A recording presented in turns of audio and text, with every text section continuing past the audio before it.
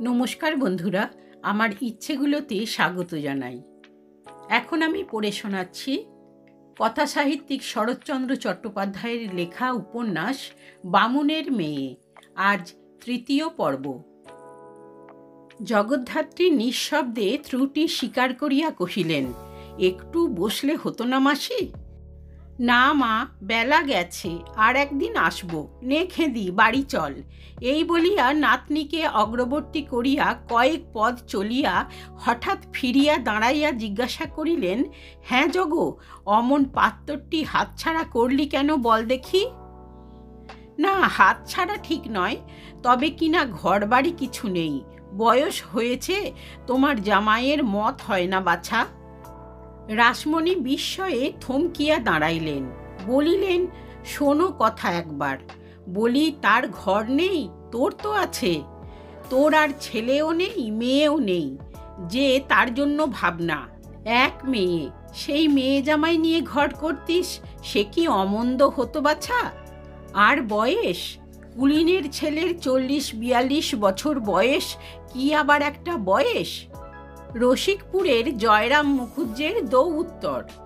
তার আবার বয়সের খোঁজ কে করে জগ? তাছাড়া মেয়ের বয়সের দিকে একবার তাকা দেখিনি? আরও গড়িমসি করবি তো বিয়ে দিবি কবে? শেষে কি তোর ছোট পিসির মতো চিরকালটা থুবড়ো রাখবি? জগদ্ধাত্রী সলজ্জভাবে কহিলেন, আমিও তো তাই বলি মাসি, কিন্তু মেয়ের বাপ যে একেবারে। কথাটাকে সম্পূর্ণ করিতে দিবার ধৈর্য রাসমণির রহিল না। জ্বলিয়া উঠিয়া বলিলেন, মেয়ের বাপ বলবে না কেন?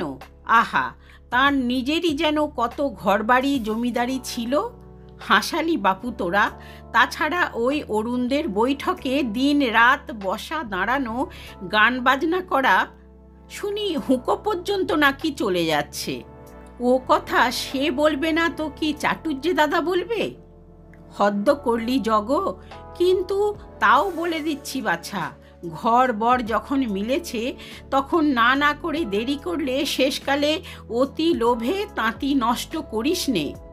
তোর ছোট পিসি গোলাপি থুবড়ো হয়ে মলো, তোর বাপের বড়, মেজো 2 পিসির বিয়েই হলো না।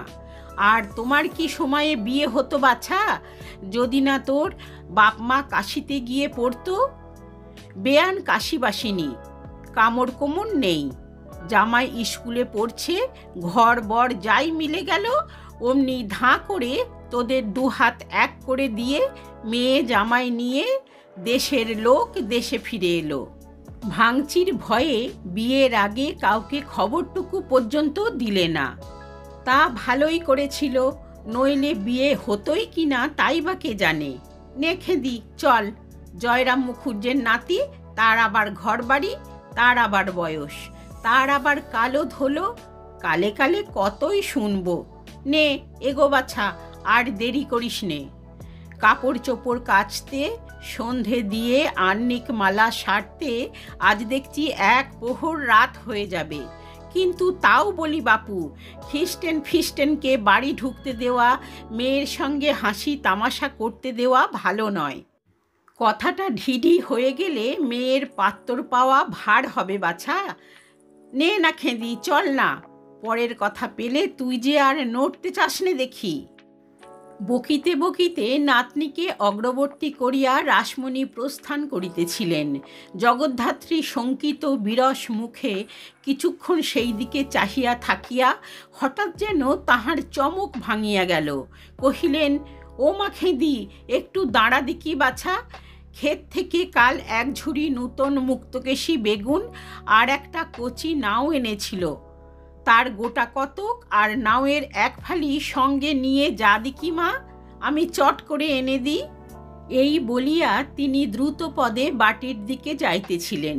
রাসমণি পুলকিত বিস্ময়ে বলিয়া উঠিলেন, ও মা, বেগুন বুঝি এরই মধ্যে উঠল? বলিয়াই কণ্ঠস্বর এক মুহূর্তে খাটো করিয়া নাতনিকে কহিলেন, ওলো খেদি, মুখ পোড়া মেয়ে, ঠুঁটোর মতো দাঁড়িয়ে রইল, সঙ্গে সঙ্গে যা না। আর পরক্ষণেই তাহার পিছন হইতে ডাকিয়া কহিলেন, ছুটে আসিস খেদি, আমি ততক্ষণ একটু এগোই। সম্মুখের একটা দাওয়ায় বসিয়া সন্ধ্যা নিবিষ্ট চিত্তে সেলাই করিতেছিল। জগদ্ধাত্রী আহ্নিক সারিয়া পূজার ঘর হইতে বাহির হইয়া আসিয়া ক্ষণকাল কন্যার প্রতি এক দৃষ্টে চাহিয়া থাকিয়া বলিলেন, সকাল থেকে কি অত সেলাই হচ্ছে সন্ধে? বেলা যে দুপুর হয়ে গেছে, নাওয়া খাওয়া করবি নে? পরশু সবে পথ্যি করেছিস, আবার কিন্তু পিত্তি পড়ে অসুখ হবে, তা বলে দিচ্ছি।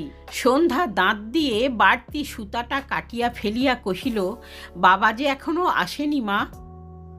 তা জানি, কেবল বিনি পয়সার চিকিৎসা সারতে কত বেলা হবে সেইটে জানি নে।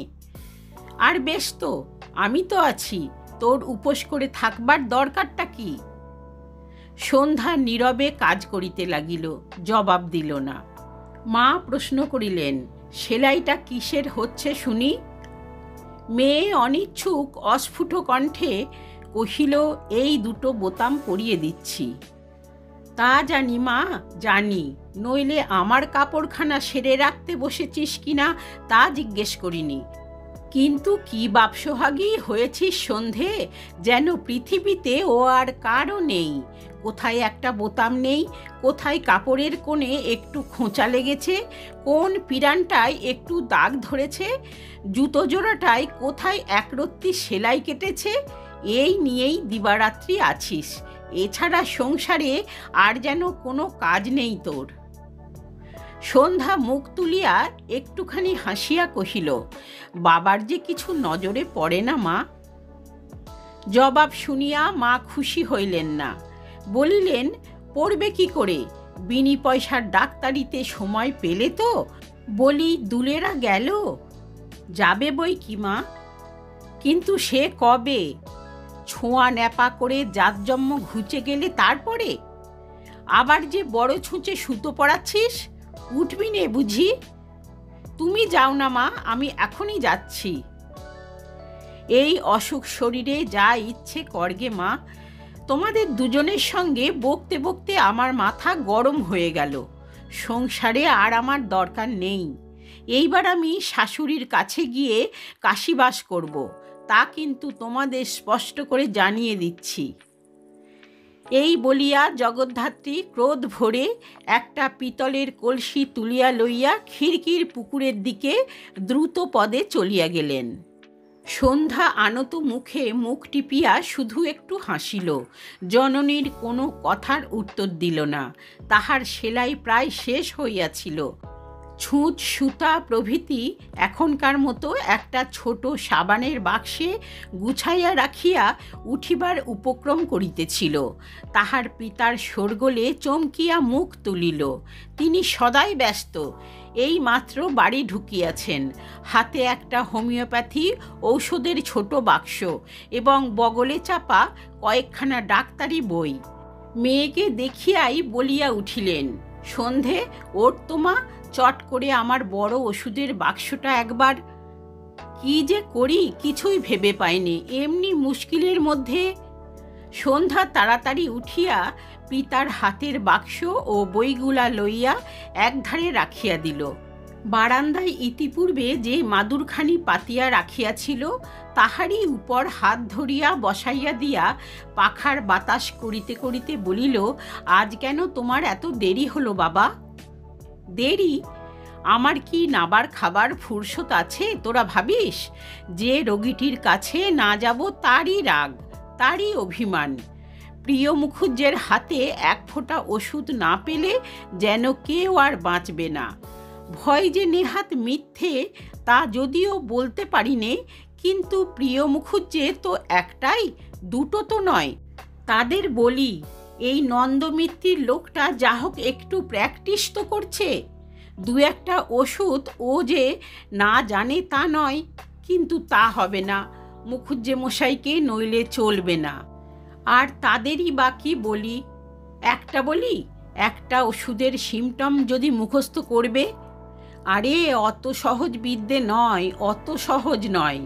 তাহলে সবাই ডাক্তার হতো, সবাই প্রিয় মুখুজ্জে হতো। বাবা, জামাটা ছেড়ে ফেলো না। ছাড়ছি মা, এই আজই, ধাঁ করে যে পলসে টিলা দিয়ে ফেললি, প্র্যাকটিস তো করছিস, কিন্তু বল দেখি তার অ্যাকশান। দেখি আমার মতো কেমন তুই কণ্ঠস্থ বলে যেতে পারিস। সন্ধে, ধর দিকি মা বইখানা, একবার পলসে টিলাটা। তোমার আবার বই কি হবে বাবা, আজ খাওয়া দাওয়ার পরে ওই ওষুধটাই তোমার কাছে পড়ে নেব। দেবে পড়িয়ে বাবা? দেব বই কি মা, দেব বই কি।